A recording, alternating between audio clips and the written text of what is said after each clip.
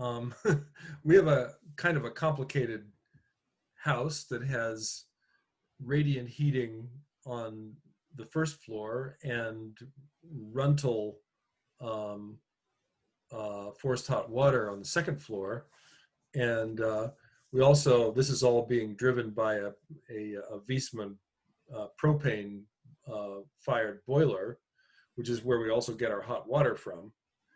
And so, and there are multiple zones. So this is probably a fairly complicated design to fit into as much of that as possible. And I guess one question is, you could use a ground source heat pump for the heating aspect, but what about the hot water? Mm-hmm.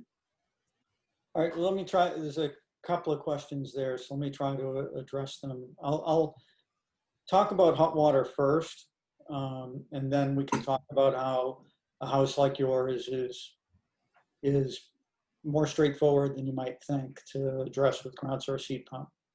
So the boiler replacement units, the hydronic units that I showed, are able to provide up to about 150 degree fluid, the geothermal source. And it is common on our projects to address domestic hot water with an indirect tank similar to what you might have now. Mm-hmm. We install typically tanks that have double heat exchangers and extra insulation and all that, because we like to put the best stuff in when we're starting from scratch. Sure. And so that can happen in much the same manner it does now. Mm-hmm. There are other ways to address domestic hot water with geothermal units, but in your case, that would probably make the most sense. Now, the radiant flooring and the Runtal radiators can also be supplied directly from that same heat pump that does the domestic hot water. We use some relatively sophisticated controls and actuated valves to be sending the heating to the various locations that it's needed. In an installation like yours, we would have a radiant buffer tank that would supply the radiant floor and the Runtal radiators, and that would be kept at a specific temperature. It would actually likely vary that temperature based on the outside temperature, what we most commonly do. And then the separate tank for your domestic hot water. So depending on how your distribution system is set up, it actually could be a relatively simple swap out. Well, I guess I shouldn't say simple, because that means it should be free. But I mean, without having to reinvent any wheels, we could do that. Because obviously we'd be interested in reusing as much of the existing componentry as we have. Of course. I guess that would mean removing the propane burner and doing something with the propane submarine that's buried in the side yard. Right. Yep. That's correct. I mean, whether that could be kept as some kind of a backup system, we could discuss. Our installations don't require a backup. We actually prefer that there not be a backup installed, because it just adds complexity. Sure. But if people have relatively new equipment, then they're faced with either giving it away or disposing of it or keeping it as in some kind of a backup role. Okay. What is considered relatively new? What is considered what? Relatively new. Oh, relatively new. Oh, I think that's a sliding scale. I guess I should have maybe instead said equipment that still has adequate service life. Okay. Thank you. So things that aren't worn out is what I meant. Ours is 12 years old, so it's not at the end of its useful life.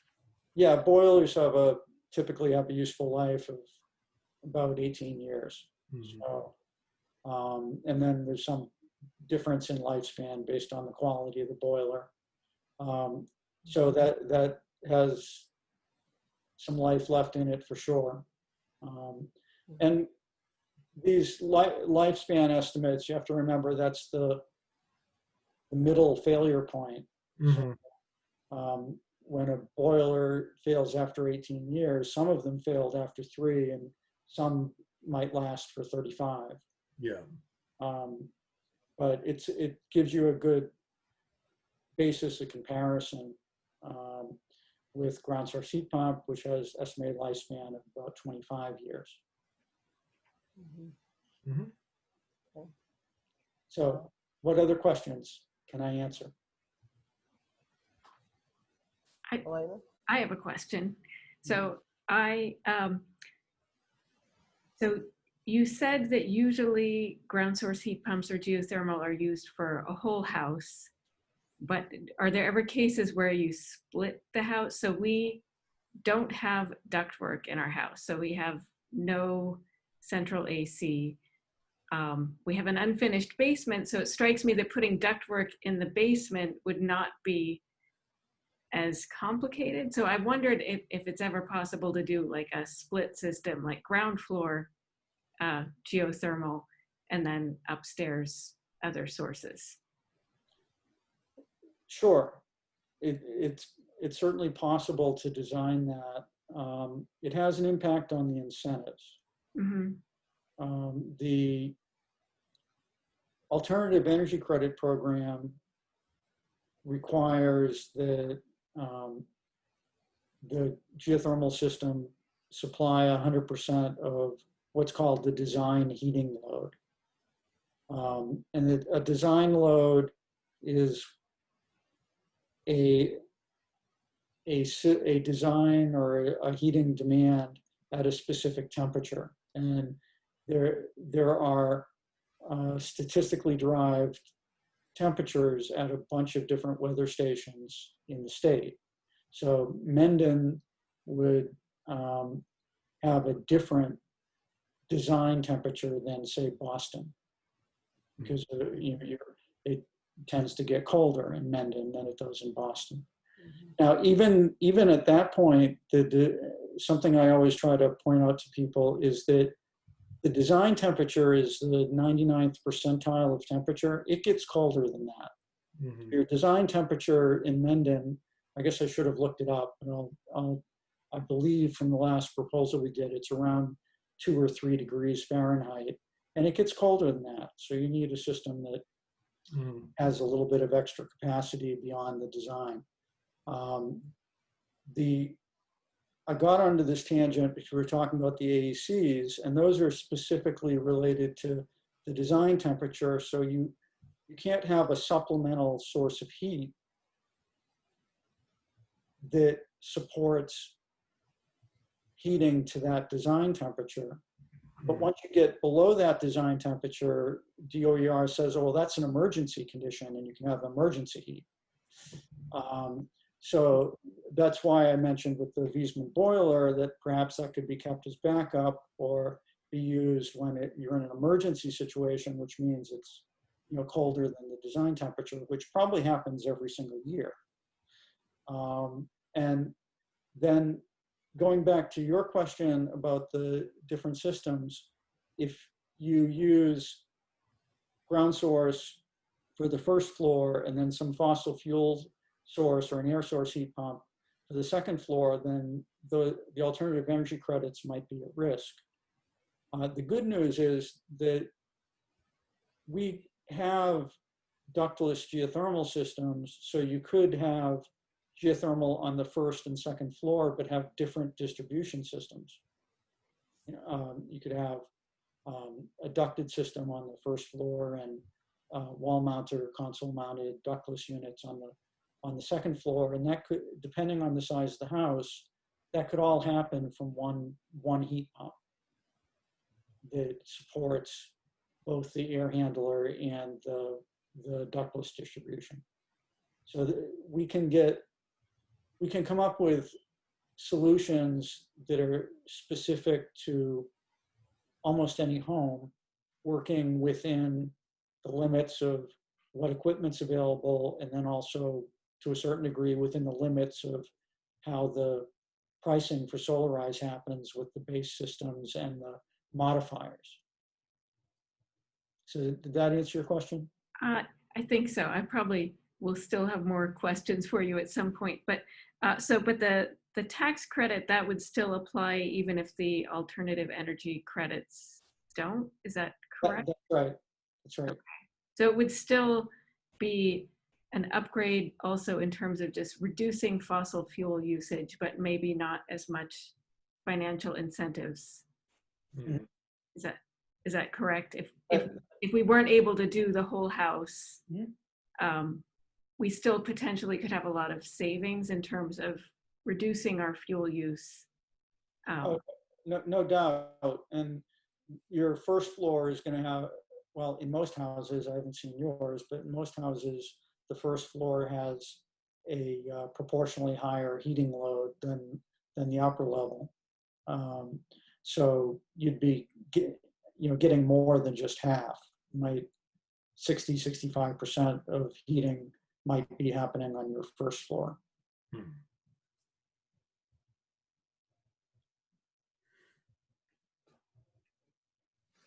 Another question about air conditioning. Yeah. Our house currently has got an air conditioning system for the upstairs that's in the attic, and the first floor isn't air conditioned at all. We just rely on the cold air sinking Right. to bring cold air down, and we occasionally help it out with some fans. Let me just make that go away. So would we be able to do air conditioning with this system when we're relying on the radiant floors? Mm-hmm.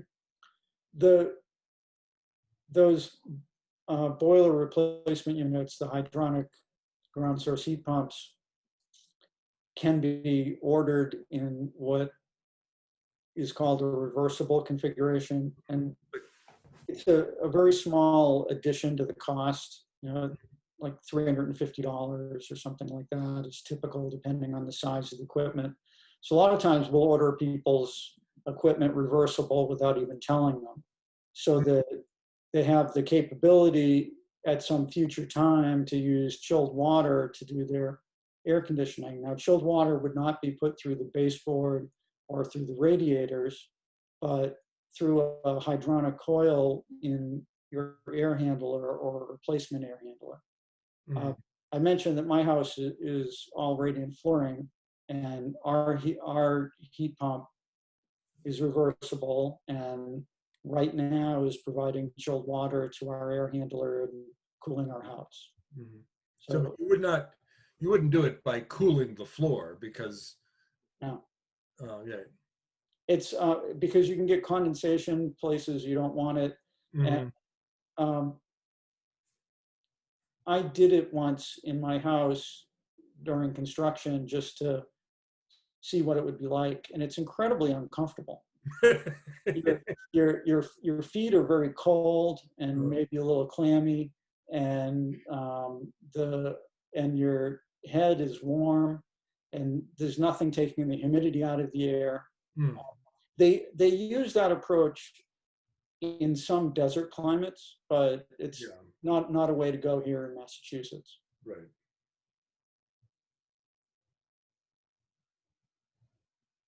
So how does the coolness happen then? How do you get the coolness upstairs? Okay. Right now, you have an air conditioning condenser outside, and you have refrigeration lines that go up to your air handler, and in the air handler is a coil where that refrigerant gets expanded, and when that happens, it sucks in heat, so that makes the coil cold. So that's the process you have now of air moving across this coil that's chilled by the condenser unit outside. Mm-hmm. With a hydronic geothermal system, we don't have refrigerant lines that run up to the air handler. We have fluid, water or antifreeze, depending on what antifreeze in the inside system. Usually we would put some antifreeze in. And there's a hydronic coil the cold water runs through. And that coil becomes cold through contact with the cold water. And then the air runs across, the air moves across that coil and is chilled. So mechanically, it's very similar to how things are happening now. It's just the mechanism of how the low temperature fluid gets delivered is a little different. We're moving liquid where the refrigeration system's moving a gas in one pipe and a liquid in the other. So in our case, we'd be distributing the cold air the same way we are now. We just Same way. getting way it for your- cold using a different technology. Yeah. That's right. Mm-hmm. And depending on the configuration of your air handler, we might just need to change the coil, or we might replace the whole air handler. But these cold water coils are common. And an interesting side point is that you can put hot water through a cold water coil. So in the wintertime, it would be possible to configure the ducted system to come on as an additional stage of heating if you couldn't get enough out of your Runtal panels. Interesting. Okay. Wow. Okay. That's fascinating. Rosemary, do you have any questions? That's fascinating. Rosemary, do you have any questions? No, that's okay. I'm not sure this would work out for my house anyway. And the expense of it would probably be a lot. Like, I have a 24 by 36 post and beam house.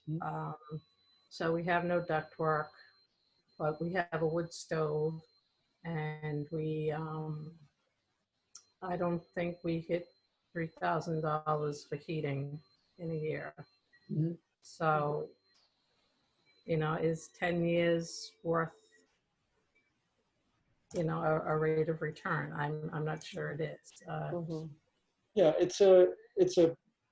with a wood stove, it's sort of a personal decision because you've got the cost of the wood, but then also your labor in going into the wood stove. So we've had some clients that have at certain points have decided that they don't want to be moving the wood around anymore.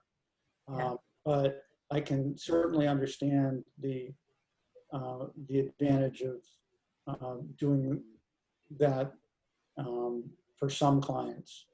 So that's a personal decision to make, how hard you want to work. Right. We own 6 acres of land, and my husband likes to cut down trees and likes to chop wood. Right. He won't get himself a wood splitter, so Wants to use brawn to do it. it's how he, you know, when he got aggravated with the kids, he used to go out there and split wood. It's not there a lot, I guess. So there's certain ages at which he cut more wood than others. You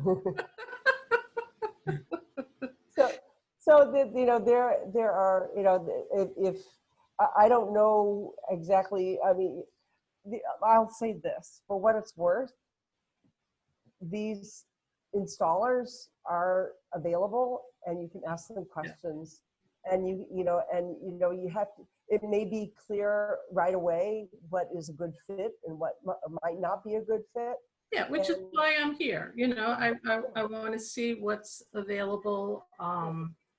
I know probably for the air system, I'm going to hate having a condenser because it's going to make a lot of noise. But you know, we have to balance off price versus payback. Absolutely. So that is a good question. Do these condensers make a lot of noise, Larry? So they don't have a condenser. The geothermal units, no, That's- they're very wow. quiet. Okay. They're not silent, but they're, you know, I guess everyone has a different perception of noise. Mhm. I find them to be quite a bit quieter than my dishwasher. Mhm. Okay, great, thank you. So we were talking earlier about the technical stuff. I already went online and I went through, okay, decibels, you know, what's the average decibel for a dishwasher and fridge and all that. Yeah. So A lot of pieces of, a lot of aspects of technology you have to really consider. Yeah. How does that impact your living? Mhm. Yeah, and some people are just more sensitive to noise. Yeah. So. We have this dishwasher that's so annoyingly quiet that we can't tell it's running because it's a solid stainless steel front. There's no indication that it's doing anything. So you have to kind of feel it. it has to, yeah, you have to check it for vibrations to know if it's really Yeah. working. Right. So anyway, Elena, do you have any other questions? And Marcella, I see that you're here. And if you are interested in asking any questions, if you would like to do that, you can do that in the chat, or you can do it, you know, with your own voice. Well, I'm here just to learn a little bit more about the technology, and it's probably not the best solution for our home. We have hot water heating, so it's, you know, probably not practical for us to consider it, but I did want to know more about it. How is your hot water heated? Right now, it's oil heated, so we're going to be looking at avoiding that as much as we can. Yeah, yeah. Marcella, I know you did take a look, came on a little bit later, but Yeah. once Elena puts up the this recording, there is some interesting statistics about the efficiency, and you know, Larry, you can continue it from there. Great. Now take a look. Yeah, I had another meeting at 7 I had to attend, so I tried to do them both at the same time and it didn't work. Yeah, it's hard to clone yourself. So super. Well, it is after 8 o'clock, and so I think we should wrap it up. Okay. I did have one other question, but I can Go for probably it. put it to Larry later. But it was really more about the time frame, since this is sounds like it's a complicated system, and I'm, you know, to take advantage of that 26% tax credit. When would people need to jump in and be ready to take the plunge?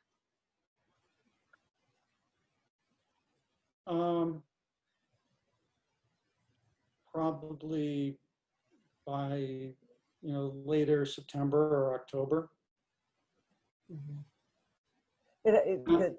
To take advantage of the 26% federal tax credit, my understanding is that the system has to be up and running, correct? Yeah, my understanding is it needs to be in use for its intended purpose, which in a retrofit means, to me, that we've turned it on, and in new construction, to me, means there's a certificate of occupancy. Mm-hmm. Relative to the tax credit, there is something to be watching in Washington. The current COVID relief bill that's being actively not negotiated in the Senate includes bringing the tax credit back to 30%. Mm-hmm. So we'll see how things go with Mr. Schumer and Mr. McConnell, but the bill is passed by the House, brings the tax credit back for geothermal as well as the solar and wind alternatives. Wow. Okay, so the next question is, would this be retroactive or would it be just after December 31st or what? Well, I have a very poor record predicting what's going to happen in Washington. But when the tax credit has expired and been re-upped, it was made retroactive. So probably, or maybe, just, yeah, that's it. Fingers crossed. But yeah, people that put in systems during a period, it might be 3 or 4 years ago when there was no tax credit, got to claim retroactively. So we would hope that would happen again, but I don't know. Yeah, no, who knows? You're kind of betting, will the pain get so high that it eventually forces McConnell's hand is kind of the question. Yeah. Well, we'll see how this plays out. Yeah. It's a long way down the road, but we can always hope, and we can pressure the legislature or the Congress. Yeah. So, if there are no other questions, I think we should probably wrap up. So, thank you very much, Larry, for giving a great presentation and answering our questions. And these are complex technologies, and every home is different. Everyone's need and people's lifestyles are different, and so it's really it's important for people to be able to hear what you have to say and kind of try it on for size and see if people would like to talk to you further and get some quotes. There's no harm in that. Better to be well informed than to be well informed is to be well armed. Mm-hmm. Well, thank you. I appreciate everyone taking time out of their evening to listen to me talk about the things we do, and I hope you all stay safe with the weather this evening. Yeah. Thank you. You too. Take care. Yeah. Good night, Thank you. everyone. Yeah. Thanks, Larry. Bye bye.